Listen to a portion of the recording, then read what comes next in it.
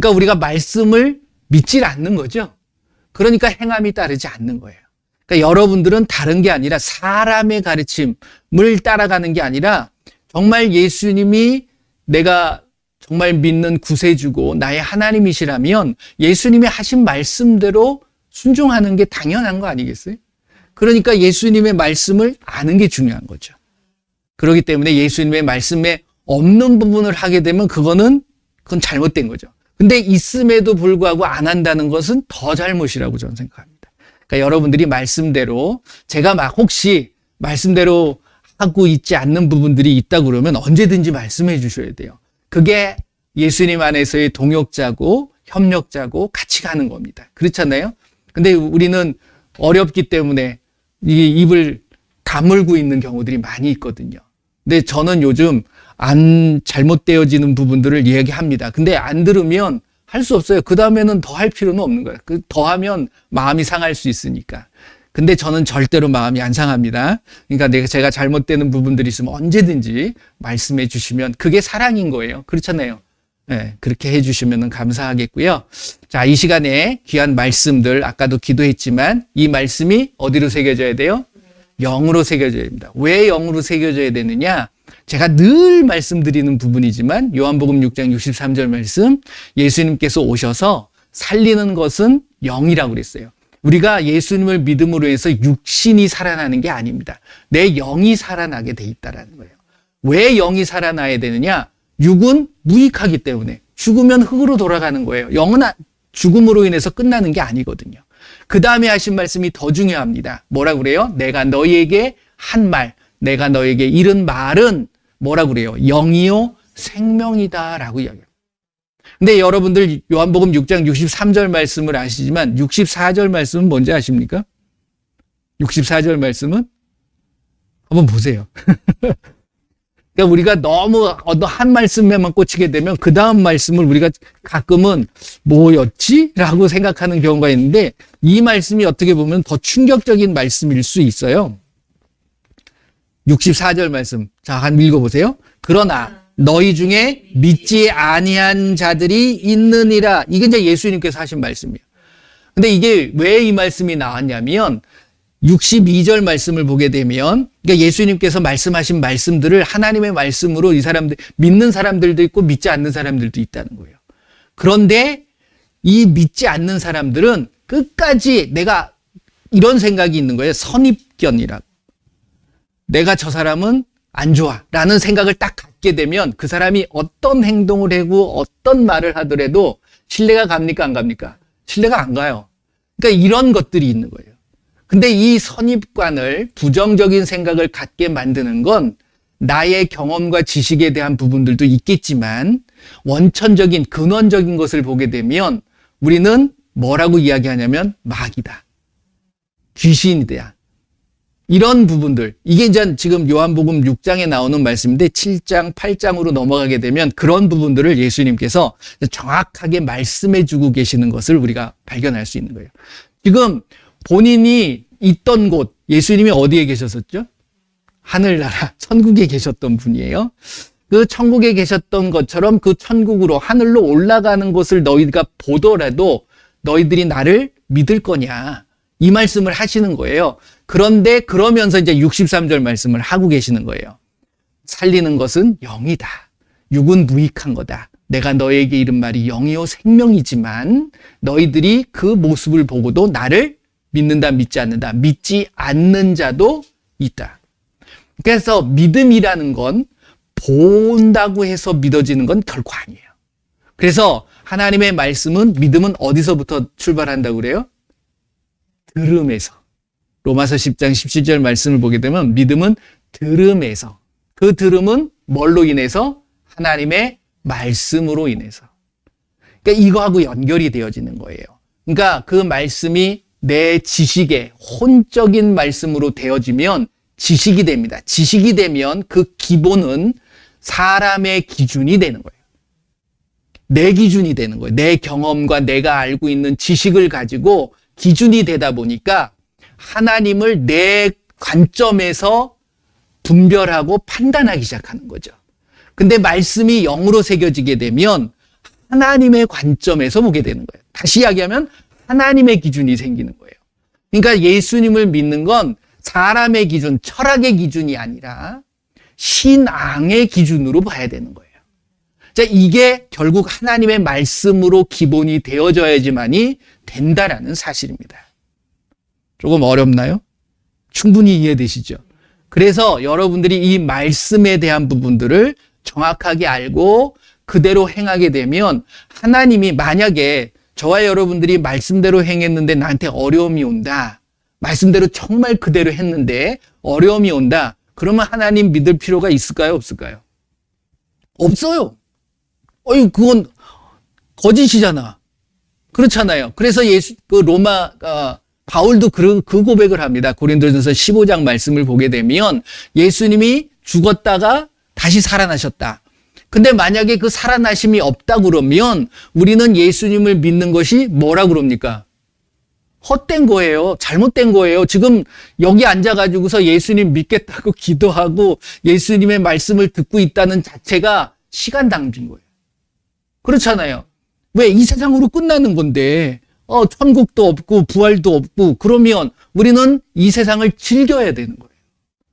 그런데 예수님이 부활하시고 그리고 천국에 가셨고 그 천국에 가는 기준이 정해져 있다면 우리가 이 땅을 살아가면서 마음대로 살아가면서는 안 된다. 그거를 내가 이제 신뢰하게 되어지는 거죠. 그 일환으로 오늘 드리고자 하는 말씀이 뭐냐면 요한복음 8장입니다. 요한복음 8장을 아까 6장 넘으셨는데 8장 1절서부터 재밌는 이야기가 하나 나옵니다. 8장 1절서부터 11절까지.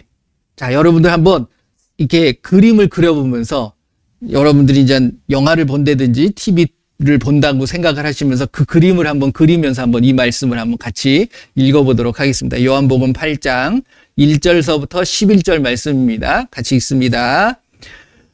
예수는 감람산으로 가시니라. 아침에 다시 성전으로 들어오시니 백성이 다 나아오는지라 앉으사 그들을 가르치시더니 서기관들과 바리새인들이 음행 중에 잡힌 여자를 끌고 와서 가운데 세우고 예수께 말하되 선생이여 이 여자가 간음하다가 현장에서 잡혔나이다. 모세는 율법에 이러한 여자를 돌로 치라 명하였거니와 선생은 어떻게 말하겠나이까? 그들이 이렇게 말함은 고발할 조건을 얻고자 하여 예수를 시험함이러라. 예수께서 몸을 굽히사 손가락으로 땅에 쓰시니 그들이 묻기를 마지 아니하는지라. 이에 일어나 이르시되 너희 중에 죄 없는 자가 먼저 돌로 치라 하시고 다시 몸을 굽혀 손가락으로 땅에 쓰시니 그들이 이 말씀을 듣고 양심의 가책을 느껴 어른으로 시작하여 젊은이까지 하나씩 나아가고 오직 예수와 그 가운데 섰는 여자만 남았더라. 예수께서 일어나사 여자 외에 아무도 없는 것을 보시고 이르시되 여자여 너를 고발하던 그들이 어디 있느냐? 너를 정죄한 자가 없느냐? 대답하되 주여 없나이다. 예수께서 이르시되 나도 너를 정죄하지 아니하노니 가서 다시는 죄를 범하지 말라 하시니라. 아멘. 할렐루야. 무슨 내용인지 그림이 그려지시나요? 그려지시죠? 그러니까 이 말씀들을 좀 많이 들어보신 분들도 계실 거예요. 근데 이 내용의 핵심이 무엇이냐? 이것이 무슨 사람들이 예수님을 시험하고 죄 없는 자가 돌로 치고 이런 어떤 보여지는 모습에만 우리가 관심을 갖게 되어진다 그러면 정작 예수님께서 하시고자 하는 그 내용과 의미를 잘못 이해할 수도 있다라는 겁니다. 그러니까 원래 사람들은요, 자기 기준을 가지고서 삶을 살아가게 돼 있어요. 그렇잖아요. 나름대로의 어떤 관점들, 그걸 세계관이라고 가치관이라고도 합니다. 그러니까 신앙에도 마찬가지예요. 믿음의 관이 분명하게 갖고 계시는 게 중요하다라는 거예요. 그러니까 여기 보게 되면 이게 어느 지역이에요? 이스라엘이라는 나라입니다. 이스라엘이라는 나라는 유대인들이에요. 그 유대인들은 전에서부터 갖고 있는 어떤 관점들이 모세가 주어졌던 어떤 율법에 대한 부분들을 많이 갖고 있다라는 거죠. 그러니까 그들의 기준은 율법이라는 법이라는 기준을 갖고 있는 거예요. 이걸 가지고 있는데 어느 날 갑자기 본인이 하나님이라고 하고 하신 분이 나타난 거야. 나타나가지고서는 율법은 어떻게 돼 있어요?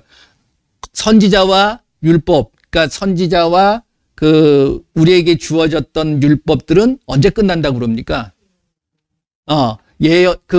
침례 요한으로 끝난다. 그 다음부터는 하나님 나라의 복음이 전파되니 이제 그 복음으로 들어와야 된다.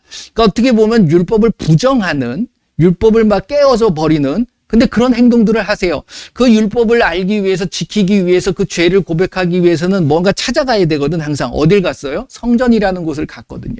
그 예루살렘 성전에 모여가지고서 제물을 드리고 제사를 지내면서 그들의 죄를 속량받고, 그러면서 본인들이 이제 깨끗하다고, 이제는 됐어, 내 죄는 없어, 이러고 나왔는데 예수님이 떠오시더니 그 성전을 헐래.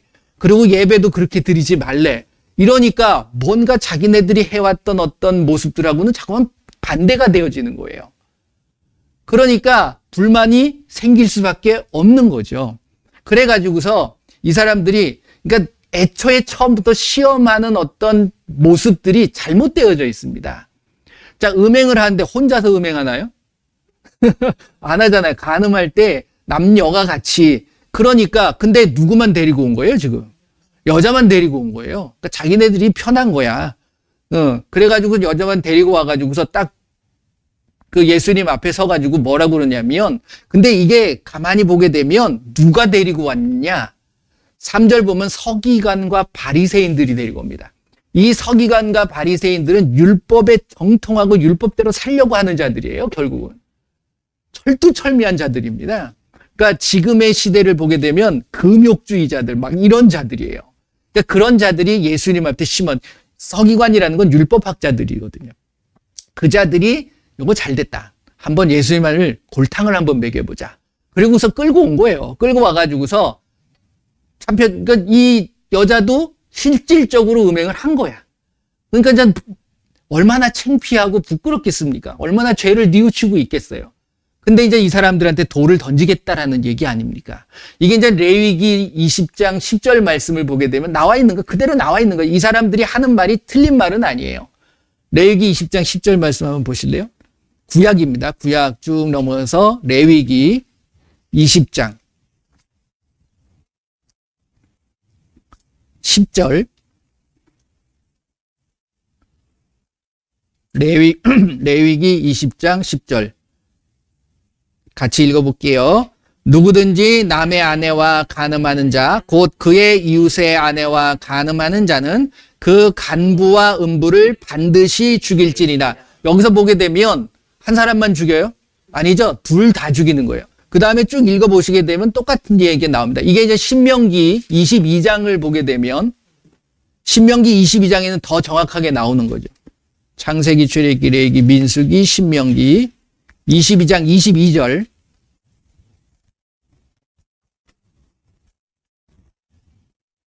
(22장 22절부터 24절) 말씀. 이게 22장 자체는 그 부분에 대한 부분이에요. 돌로 쳐 죽이는 부분인데, 이제 특별히 남자와 여자의 지켜야 될 도리에 대한 부분들을 쭉 나열하고 있는 건데, 뭐 다 나중에 한번 읽어보시고요. 22절부터 24절 보면 어떤 남자가 유부녀와 동침한 것이 드러나거든 그 동침한 남자와 그 여자를 둘 다 죽여 이스라엘 중에 악을 제할지니라. 처녀인 여자가 남자와 약혼한 후에 어떤 남자가 그를 성읍 중에서 만나 동침하면 너희는 그들을 둘 다 성읍으로 끌어내고 그들을 돌로 쳐 죽일 것이니 그 처녀는 성 안에 있으면서도 소리를 지르지 아니하였으며 그 남자는 그 이웃의 아내를 욕보였음이라. 너는 이같이 하여 너희 가운데서 악을 제할지니라. 여기서도 분명히 이야기합니다. 그러니까 율법 바리새인과 율법학자들이 정확한 율법을 알고 있음에도 불구하고 반만 지키고 있는 거예요. 여기서부터 잘못되어진 시험이죠. 하나님 앞에 잘못되어져 있는 거예요. 데려오려면 둘 다 데려왔어야지. 그렇죠. 근데 하나만 데리고 온 거야. 그런데 재밌는 건 데리고 왔더니 예수님께서 즉각적으로 여기서 이제 뭘 이 사람들은 생각을 하고 있냐면 이거는 빠져나갈 군형이 없다. 이렇게 생각한 거예요. 그러니까 예수님은 오셔서 늘 뭘 얘기를 하시냐면 마태복음 5장 한번 보실래요? 마태복음 5장, 6장, 7장이 예수님께서 자기가 이렇게 살아갈 것이라는 데에 대한 부분을 우리에게 미리 말씀하신 부분이라고 제가 말씀을 드렸었잖아요. 그래서 마태복음 5장 43절서부터 48절 말씀을 보게 되면 어떠한 죄를 짓고 어떠한 원수라 할지라도 어떻게 하라고 그럽니까? 사랑하라고 하시는 거예요. 그 내용입니다. 결국은. 그 다음에 이제 6장을 넘어가게 되면 용서에 대한 부분도 예수님이 말씀하고 계시는 거예요. 근데 와가지고서 만약에 이자도 사랑해야 되고 용서해야 된다라고 이야기하게 되면 이 사람들은 뭐라고 얘기할 것 같아요? 그러면 율법을 왜 안 지키냐? 이렇게 얘기할 거고 법대로 하라 그러면 당신이 한 얘기는 뭐냐? 이게 빠져나갈 구멍이 없게 만들어 놓은 거예요. 근데 예수님은 하나님이십니다. 그들의 마음을 다 읽고 있는 거죠. 근데 참 재밌는 행동을 하나 하십니다. 그냥 평소에는 그냥 뭐 얘기하고 뭐 이렇게 하실 텐데 그 요한복음 8장 6절 보면 8장 6절 보면 그들이 이렇게 말하면 고발할 조건을 얻고자 해요. 그렇죠? 뭘라고 얘기를 해도 다 걸리게 돼 있는 거예요. 그런데 예수님께서 몸을 굽히사 이게 뭐냐면 몸을 굽혀서 땅으로 이렇게 이제 다리를 꿇는 거죠. 그러면서 뭐라고 하시죠? 손가락으로 땅에 뭔가를 쓰신 거예요. 뭘 쓰셨을까요? 몰라요. 안 나와 있으니까. 그렇잖아요. 안 나와 있잖아요. 그런데 재밌는 건 혹시 뭐 여러분들 성경 갖고 계신 거 보면 이 성경이 이게 직접적으로 요한복음이라고 하면 요한이 하나님으로부터 받아서 직접 쓴 그것이 그대로 전해진 게 없어요. 항상 이게 이제 걸러가지고서 사본으로 남아있거든요. 그러니까 요한복음에 대한 사본이 하나가 있는 게 아니라 여러 가지가 있다는 거예요. 그 중에 가장 정통적이고 오래된 것을 취합해서 쓴 내용이 지금 우리가 읽고 있는 성경인 거예요. 그러니까 다른 사본도 있는 거죠. 다른 사본에는 구체적인 내용이 적혀 있는 게 있어요. 뭐라고 돼 있냐면 지금 많은 사람들 율법학자와 바리새인, 그러니까 서기관과 바리새인들 뿐만이 아니라 얼마나 궁금하고 흥미거립니까? 이게 예수님 과연 뭐라고 말씀하실까? 그래서 와가지고서 구경하는 사람들이 많이 있을 거잖아요. 그리고서 막 분이 나가지고 저 여자 잘못했어. 그래서 내가 그냥 돌로 쳐 죽여야지. 이런 거 이제 막 생각하고 있는 사람들도 있을 테고. 그런데 예수님께서 여기는 없지만 뭘 쓰셨냐고 그러면 여기 모여있는 사람들의 죄들을 하나하나 썩어놓다는 거예요. 그러니까 그것을 저 사람이 뭘 쓰지 하는데 자기가 이름 쓰고 죄를 쓰는 게 아니라 본인이 갖고 있는 죄들을 하나하나 나열하는 걸 보면서 흠칫한 거예요. 그러니까 다른 사본에는 그런 내용이 있어요. 그러니까 예수님께서 그들의 죄목을 썼다라고 표현되어져 있는 게 있습니다. 하지만 그건 이제 다른 사본이니까 우리가 알 수 없는 거고 정확한 건 어떻게 하면 알 수 있을까요? 예수님 만나서 여쭤보면 돼요. 예수님 그때 뭘 쓰셨어요? 하면 예수님께서 별거 아니야. 내 이름 썼어. 뭐 이렇게 하실 수도 있는 거고 아니야. 그냥 뭐라고 얘기할까? 뭐 이러다가 그렇게 하셨을 수도 있는 거고 직접적으로 여쭤보면 된다는 거죠. 하지만 분명히 이러한 행동 속에 뭔가를 보여주고 있는 모습은 분명합니다. 이게 요한복음 8장 나중에 나와요. 그리고 나서 이제 일어나셔서 하시는 말씀이 놀라운 말씀을 하시죠. 죄 없는 자가 먼저 돌로 쳐라.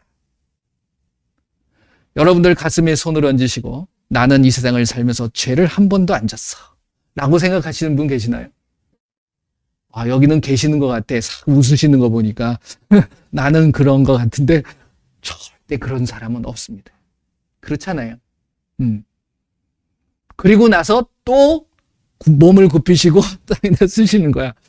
저는 그 다른 사본에 제목을 썼다라고, 그러니까 거기에 모여 있는 제목을 썼다라는 이야기를 이렇게 보면서 예수님께서 그렇게도 하셨었겠다. 뭐냐면 이 사람들이 유대인들이고 율법에 정통한 사람들이잖아요. 그랬을 때 예수님께서도 율법을 왜 모르겠습니까? 하나님이신데 하나님이 주신 계명인데 10계명의 내용을 쓰지는 않으셨을까? 그렇잖아요. 그러니까 하나하나씩 나열할 때 부모를 공경하라 했는데 부모를 거역한 죄. 뭐 이렇게 쓰는 거야.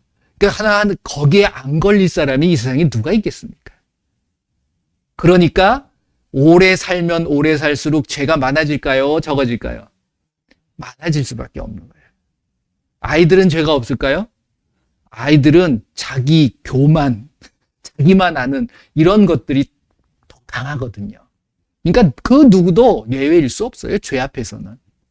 그런데 재밌는 건 누구부터 떠나갑니까? 나이가 많이 드신 어른부터 왜? 가책이 되는 거예요. 내가 죄가 없는데 저 사람 죄를 내가 어떻게 정죄하고 내가 판단할 수 있어. 이러고서 떠나가는 거예요. 그러고 나니까 남아있는 사람이 있었습니까? 없었습니까? 한 사람도 남아있지 않고 다 떠나갑니다. 그런데 한 사람 남아있죠. 그 여자. 잡혀온 여자는 어찌할 수 없는 거야. 가라고 가기도 뭐하고 도망갈 것 같기도 하고 그러니까 서 있는데 예수님이 이렇게 둘러보니까 아무도 한 사람도 남아있지 않겠죠. 근데 저는 누군가 남아있을 거라고 생각을 해요. 여기 써 있지는 않겠지만. 누가 남아있었을까요? 예수님하고 그 여자하고 또 제자들. 제자들은 어쩔 줄 모르고 뒤에 예수님 옆에서 죄인이니까 이러고 있었을 것 같아.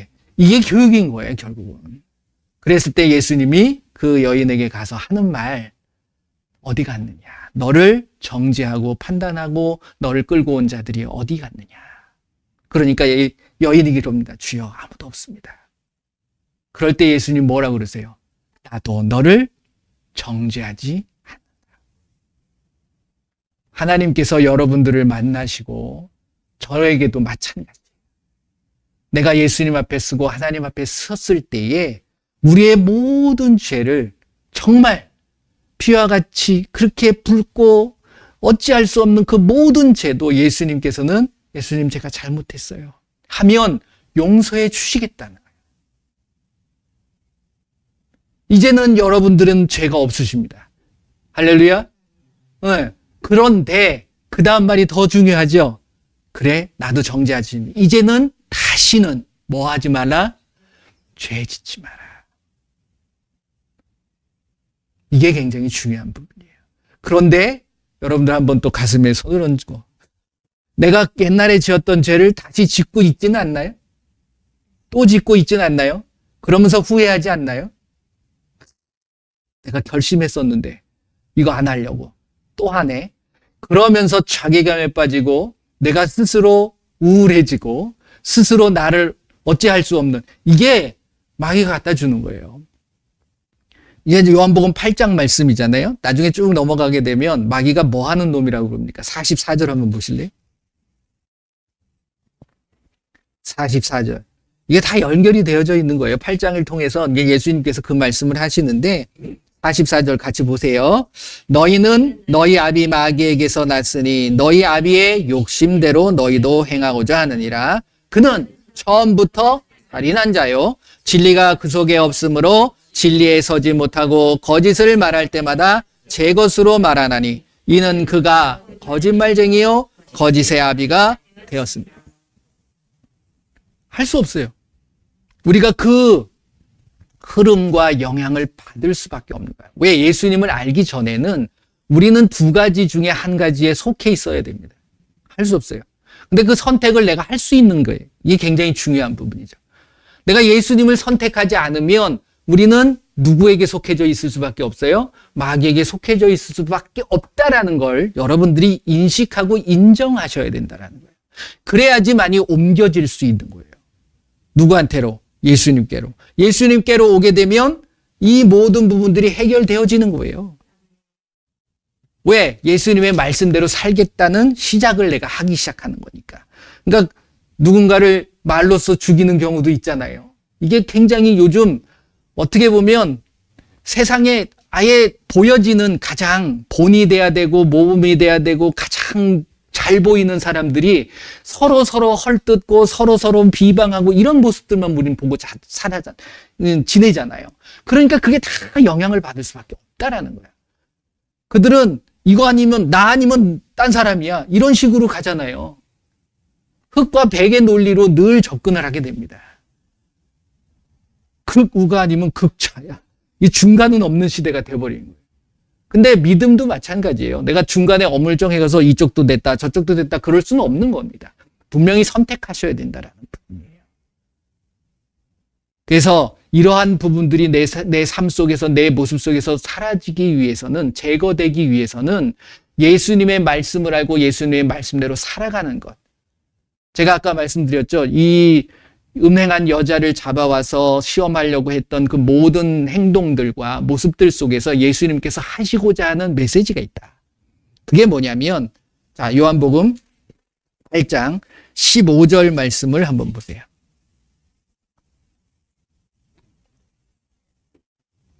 15절, 16절 한번 봅니다. 같이 볼게요. 너희는 육체를 따라 판단하나 나는 아무도 판단하지 아니하노라. 만일 내가 판단하여도 내 판단이 참되니 이는 내가 혼자 있는 것이 아니요 나를 보내신 이가 나와 함께 계심이라. 자, 이 말씀을 하시려고 하시는 거예요. 마태복음 5장, 6장, 7장에 대한 부분을 예수님의 삶의 모습에 대한 부분이라고 제가 말씀을 드렸잖아요. 그래서 마태복음 5장, 6장, 7장을 보게 되면 결국 어떤 기준을 가져야 되냐, 예수님이 말씀하신 그 말씀의 기준을 가지고서 내가 살아갈 때에 내가 함부로 누군가를 판단하지 않고 정죄하지 않게 되어진다라는 거예요. 이걸 말씀해요. 너희들은 지금 무슨 기준을, 자기의 기준을 가지고서 율법을 끌어다 땡긴 거예요. 그러니까 율법을 정확하게 지키지도 않았잖아요. 제가 반만 지켰다고 그랬잖아요. 여기서부터 벌써 지고 들어가는 거예요. 그러니까 마귀는, 제가 지난주에 그런 말씀을 드렸습니다. 우리가 삶을 살아갈 때에 마귀는 끊임없이 우리들을 시험하게 돼 있다. 그 시험은 매 순간마다 세 가지의 시험으로 우리에게 다가와진다. 이 말씀을 드렸잖아요. 그런데 이 마귀도 굉장히 영악한 놈입니다. 영적인 존재이기 때문에. 그렇기 때문에 우리가 알고 있는 그 이상을 가지고서 우리에게 교묘하게 우리를 흔들고 시험하는 거예요. 그러니까 하나님의 말씀을 가지고 하면 하나님의 말씀을 가지고 우리에게 야, 이런 말씀이 있잖아. 이렇게 다가와지는 거예요. 그러니까 우리가 말씀을 제대로 알지 않으면 안 되는 거예요. 그러니까 여러분들 말씀을 나눌 때 이단들이라고 이야기하죠. 근데 저는 이제 적그리스도라고 얘기를 하는데 예수님, 그러니까 사이비라고 하잖아요. 그러니까 보게 되면 그들이 예수님을 이야기 안 합니까? 해요. 신천지, 구원파, 또 어디서 하나님교회, 하나님 맞죠? 그 모습을 보게 되면 성경 가지고 얘기해요. 그리고 예수님 성경 말씀 얘기합니다. 통일교도 마찬가지예요. 하나님 말씀 얘기합니다. 그러니까 여러분들이 이 말씀에 대한 기준이 정확히 갖고 있지 않으면 말씀하는데 그리고 따라갈 수밖에 없다는 거예요. 근데 그 말씀이 자기의 무언가를 합당하게 하기 위해서, 자기의 뜻을 관철시키기 위해서 하는 이야기냐, 아니면 정말 진정한 하나님의 말씀, 하나님을 알기 위해서 하는 이야기, 말씀이냐, 이걸 여러분들이 분별하셔야 된다는 거예요. 그러니까 뭐가 중요하다고 그랬습니까? 그걸 이길 때에는 하나님의 말씀으로 이기셔야 된다. 그 세 가지의 시험은 뭘로 이기라고 그랬어요? 기억나시나요? 하나님의 말씀으로 이기는 거예요. 그게 바로 영적인 하나님이 우리에게 풀어놓은 바이러스. 요즘 독감 바이러스 굉장히 유행이더라고요. 안 아픈 사람들이 없어요. 여러분들 건강 조심하셔야 됩니다. 그래서 하나님이 풀어놓은 바이러스에 걸려야지 세상이 풀어놓은 감기 바이러스에 걸리면 안 돼요.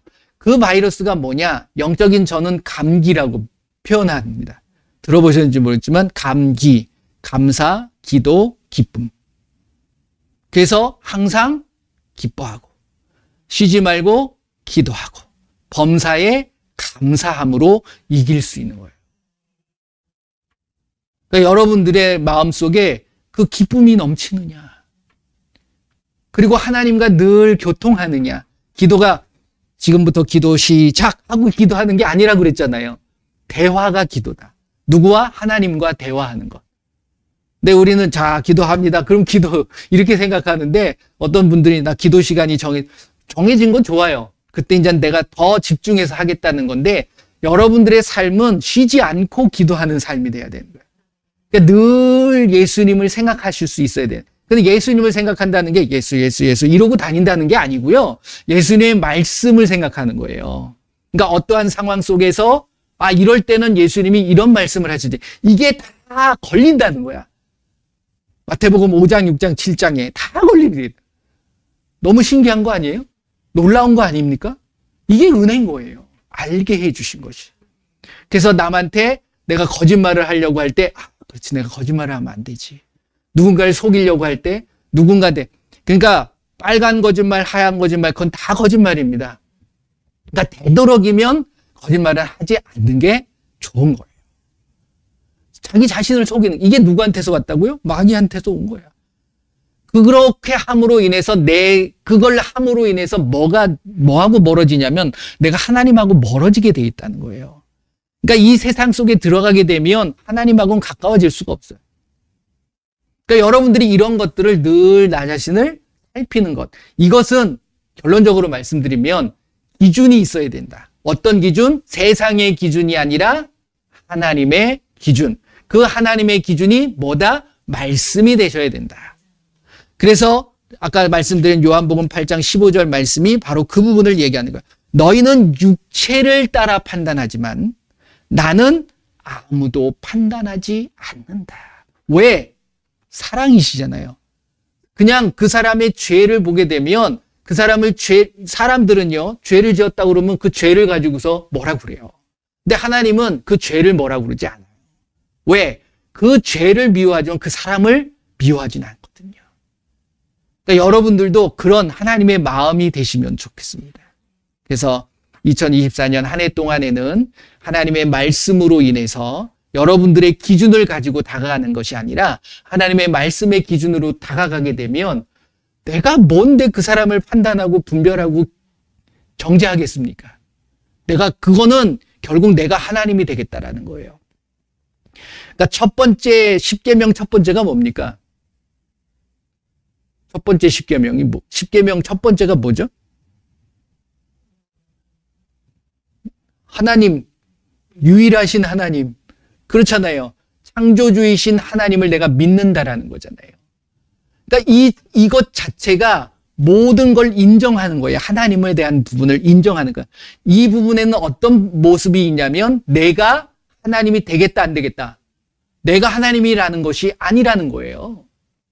근데 모든 사람들은 자기가 하나님이 되려고 그래요. 그렇지 않나요? 내가 언제 하나님이 되려고 그래서 근데 하나님이만이 할 수 있는 것들을 내가 맘대로 하고 있다니까요. 이게 결국은 내가 하나님이 되려고 하는 부분이에요. 그래서 여러분들이 하나님이 절대 되지 마시고 나는 하나님의 자녀로 사는 게 중요합니다. 네, 그래서 하나님이 하라고 하시는 그 말씀대로 2024년 지내시면 분명히 여러분들 말에 가서야 그걸 느끼는 거 경험하는 게 아니고요. 여러분들 당장 다음 주 내일도 여러분들은 분명히 경험하실 거라고 저는 확신합니다. 왜? 살아계신 하나님의 말씀이기 때문에. 하나님의 말씀은 살아있고 활력이 있어. 좌우의 날선 어떤 검보다도 예리하여 우리의 혼과 영과 및 관절과 골수를 찔러 쪼개기까지 하며 또 마음의 생각과 뜻을 판단하나니. 내가 판단하는 게 아니에요. 하나님의 말씀으로 인해서 내가 나를 스스로 분별하고 나를 점검할 수 있을 이게 승리의 삶이라고 저는 확신합니다. 그래서 이번 한 주간 동안 사시면서 옆에 계신 분들한테 그렇게 한번 해봤으면 좋겠어요. 이게 훈련이거든요. 내가 당신을 예수님의 이름으로 많이 많이 사랑합니다. 한번 해보세요. 네, 예수님의 이름으로 많이 많이 사랑합니다. 네. 그게 진심으로 될 때, 그냥 형식적으로 남에게 보이기 위한 것이 아니라 정말 사랑하실 때 여러분들은 승리하시는 거예요. 마귀가 누군가를 사랑해서 다가와지고 사랑하게 만드는 존재가 마귀일까요? 절대 아니에요. 마귀는 분리시킵니다. 그러니까 분리시키기 위해서 미움, 다툼, 시기, 질투, 부정적인 말, 거짓말 이런 것들을 하게 만드는 거예요. 그러니까 이런 부분들 예수님을 믿게 되면 이런 것들을 안 해야 되거든. 그렇잖아요. 근데 이게 처음에는 부담스러운 거예요. 하지만 이게 진정 진리가 내 안에 들어오게 되면 그 진리로 인해서 나는 너무 자유로워지는 거예요. 미워할 존재가 사라지는 거예요. 그렇잖아요. 그리고 다 사랑해. 누가 뭐라고 그래도 이럴 수 있다는 거죠. 그래서 여러분들의 얼굴 속에 미소가 떠나지 않고 늘 감사함으로 기뻐하시는 올 한 해가 되시기를 예수님의 이름으로 축원을 드립니다. 자, 우리 함께 기도하겠습니다. 여러분들은 함부로 누군가를 판단하고 정죄하지 마시길 바랍니다. 저도 2024년 한 해로 끝냈어요. 저희 아내한테도 그런 고백을 했었는데 이제 정말 모든 자들을 내 기준이 아니라 하나님의 기준으로 봤을 때 하나님이 누구를 미워합니까? 하나님 누구도 판단하지 않는다고 하셨잖아요. 그러니까 나도 누군가를 판단하는 게 아니라 다 안아주고 용서하고 사랑할 수 있는 내가 되도록 우리 한번 같이 고백하고 기도하도록 하겠습니다. 예수님 감사합니다. 귀한 하나님의 말씀을 통해서 이제 내 기준이 아니라 하나님의 말씀의 기준을 따라서 그 누구도 판단하고 정죄하지 않으며 내가 품고 사랑할 수 있는 우리의 모습이 되게 하여 주시옵소서. 놀라운 하나님의 은혜와 평강이 그리고 예수님의 귀한 크신 사랑이 모든 자들에게 임하게 하여 주시옵소서. 예수님의 이름으로 기도드립니다. 아멘. 자, 그리고 말씀에 우리가 이제 늘 중보하잖아요. 이게 예수님께서 병든 사람에게 손을 얹은 즉 어떻게 된다? 낫는다 라고 말씀하셨기 때문에 하는 거예요. 근데 이제 우리는 기존에 많은 모임들을 가보게 되면 이런 거 안 하거든요. 그냥 축복하고 끝나버리는데 이게 우리의 삶의 모습이고 이게 예배의 모습이라는 거죠. 그러니까 여러분들이 아픈 것이 몸이 아픈 것만이 아니에요. 제가 늘 그랬잖아요. 생각이 아픈 사람들은 잘못된 말을 할 수도 있는 거예요. 그러니까 생각이 아픈 건 정신병인 거야.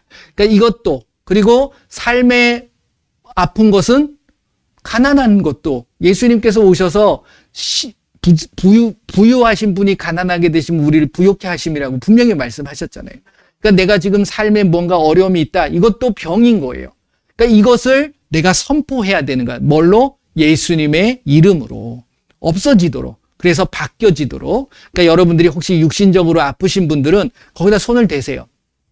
손을 대시고 또 문제가 있으신 분들은 삶에 어떤 문제가 있으신 분들은 가슴에다 손을 대시고 예수님의 이름으로 이 모든 것들이 예수님의 이름으로 제거되고 사라지고 바뀌어질지어다. 축복으로 바뀌어질지어다. 이제 그리고 모든 병들은 깨끗하게 치료될지다. 이렇게 같이 한번 손을 들고서 여러분들이 손을 대고 기도하도록 하겠습니다. 기도합니다. 예수님 감사합니다. 이 시간에 예수님의 이름으로 우리의 모든 병을 이 시간에 기도합니다. 예수님께서 그 모든 병증들을 치료하여 주시고 해결하여 주시고 회복하여 주시옵소서. 예수님의 이름으로 명하노니 우리의 육신의 모든 질병들은 깨끗하게 치료될지어다. 우리의 삶의 모든 문제들도 해결되어질지어다. 예수님의 이름으로 그 모든 것들을 방해하는 악하고 더러운 귀신들은 예수님의 이름으로 다 떠나갈지어다. 예수님의 이름으로 기도합니다. 아멘. 자, 제가 항상 말씀드린 것처럼 기도하면 뭐 하시라고요? 점검해 보셔야 돼요. 낫는지 좋아졌는지 어떻게 내 마음이 평안해졌는지 살피시고 그렇게 됐다 그러면 누가 해주신 거예요? 내가 한 게 아닙니다. 여러분들이 한 게 내가 손을 댔는데 내가 한 거야 이렇게 착각하시면 안 돼. 그게 내가 하나님이 되는 거예요. 모든 영광 예수님 앞에 올리셔야 돼요. 예수님 감사합니다. 그것으로 기쁘잖아요. 이 감사, 기도, 기쁨이 다 그 안에 들어가 있는 거예요. 이게 여러분들의 삶을 윤택하게 만들고 회복시켜 주시는 비결입니다. 이게 하나님의 뜻이니까. 그렇잖아요. 예수 그리스도 안에서 너희를 향하신 하나님의 뜻이다라고 했기 때문에 그 뜻을 이루어가는 저와 여러분들이 되셔야 될 줄로 믿습니다. 모든 영광 예수님 앞에 올려드립니다. 예수님의 이름만을 높임을 받으시길 바랍니다. 기도하겠습니다. 예수님 감사합니다. 이 시간에 예수님의 이름으로 모여 예수님을 찬양하고 예수님의 말씀을 우리가 그 말씀대로 살겠다고 다짐하고 결단합니다. 2024년, 아니 내가 예수님 앞에 서는 그날까지 예수님의 귀한 말씀대로 살아가고 그 말씀에 순종할 때 그 말씀의 놀라운 능력과 은혜와 그 축복의 삶이 우리 앞에 나타나게 하여 주시옵소서. 그 누구도 정죄하고 그 누구도 판단하지 않는 우리의 모습이 되고 정말 모든 자들을 하나님의 마음, 예수님의 마음으로 품고 사랑하는 우리가 되게 하여 주시옵소서. 지금은 우리 주 예수 그리스도의 은혜와 우리 하나님의 크고 넓으신 사랑하심과 성령님의 인도 보호 함께 하심이 이제 내가 모든 자들을 사랑하고 품고 그러므로 감사와 기쁨과 기도가 우리의 삶에 가득 채워지기를 다짐하고 결단하는 귀한 하나님의 백성들 머리머리 위에 그들의 가정과 그들의 삶과 그들의 일터 위에 그리고 우리 조국 대한민국 위에 지금으로부터 영원토록 함께할지어다. 아멘. 아멘.